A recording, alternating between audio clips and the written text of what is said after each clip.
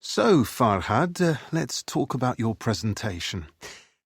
You've done a rough outline, so let's go over it, and then you can go away and write it all up. Sure.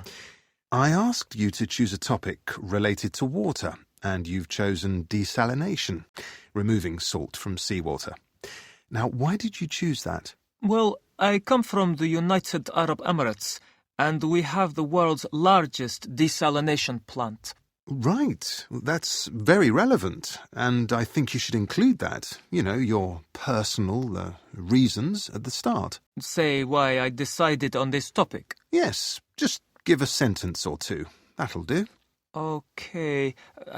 I thought I should keep the introduction brief. Yes, but you can say why you like the topic. It's a good choice of topic, very interesting, and then I can follow the introduction easily. Okay. Now let's go on to the historical background. I want to make it clear that seawater purification isn't a new idea. No, indeed, that's a good point to make. So I'm going to describe some of the older methods from the...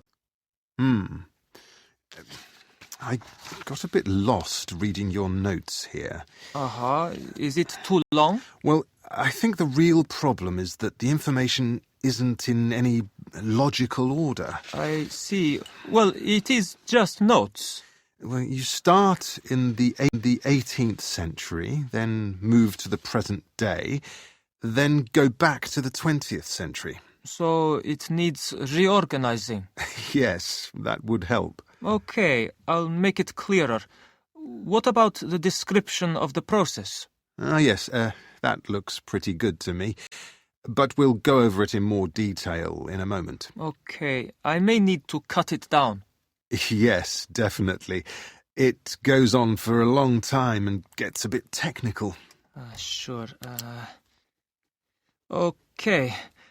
After the process, I want to talk about the pros and cons of desalination, because that seems to be the big debate.